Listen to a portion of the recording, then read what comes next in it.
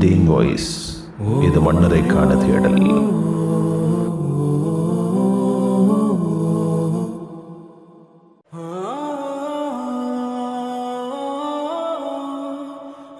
உயிரோட்டமான ரமலான் என்பது உள்ளத்தோடு பின்னி பிணைகிற ரமலான், ஆன்மாவோடு உரையாடுகிற ஒட்டி உறவாடுகின்ற ரமலான். வெறுமனே பசித்தேன், தாகித்தேன், நிமிர்ந்தேன், குனிந்தேன் என்றல்ல.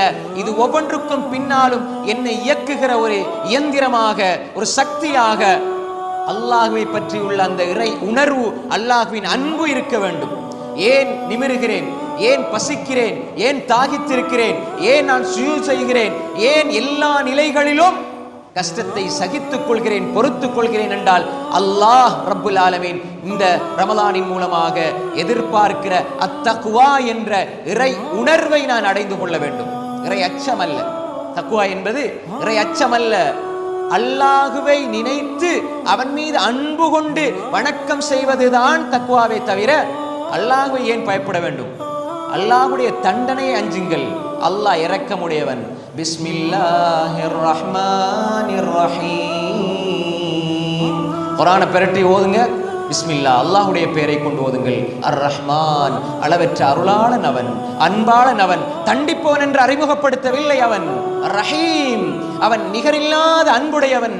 தாயை விட பல கோடான கோடி எண்ணிக்கையே வரையறுக்க முடியாத அளவு இரக்கமுடையவன்.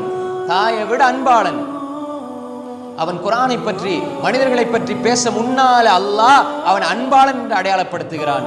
அர் ரஹ்மான் அல்லமல் குர்ஆன் خلقல் இன்சான்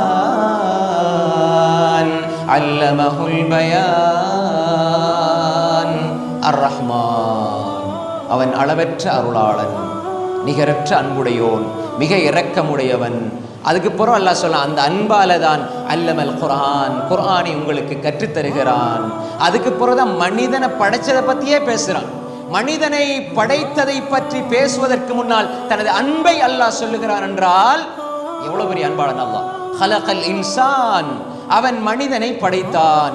அல்லமஹுல் பயான், பேசுவதை, தெளிவை அல்லாஹ் அவனுக்கு கற்றுக் கொடுத்தான் என்றால் மனிதர்களை படைத்தேன் என்று சொல்வதற்கு முன்னால் நான் அன்பாளன், இரக்கமுடையவன். குர்ஆனை எங்கு பிரட்டினாலும் அல்லாஹ்வுடைய அன்பை பார்ப்பீர்கள். அந்த ரப்பை நாங்கள் அன்பு கொண்டு அமல் செய்ய வேண்டுமே தவிர அவனது தண்டனையை அஞ்ச வேண்டுமே தவிர. என் வாப்பா, என் உம்மா, நான் பொய் சொன்ன அடிப்பாங்க. அதனால அவர்களை நாம் சொல்லுகிற பொழுது மிகப்பெரிய பயங்கரவாதின்னு நாங்கள் சொல்ல மாட்டோம். என்னை தண்டிக்கிற கொடுங்கோலன் என்று சொல்ல மாட்டோம். என் வாப்பா அடிப்பாங்க, என் உம்மா அடிப்பாங்க, ஆனால் நான் எது கேட்டாலும் செஞ்சு தருவாங்க. என் வாப்பாக்கு பக்கத்துல தான் நான் தூங்குவேன், என் உம்மாக்கு பக்கத்துல தான் தூங்குவேன், என் உம்மா சொல்வதைத்தான் கேட்பேன். என் உம்மாவோட நான் இரக்கம் என்று சொல்கிறோம். ஆனா பொய் சொன்னா அவர்கள் அடிப்பார்கள், தப்பு செஞ்சா அவர்கள் அடிப்பார்கள். அந்த தண்டனையை பயப்படுகிறோமே தவிர அவர்களை நாம் கொடுங்கோலனாக, அவர்களையே பயந்து வாழ வேண்டும் என்று யாரும் சொல்வதே இல்லை.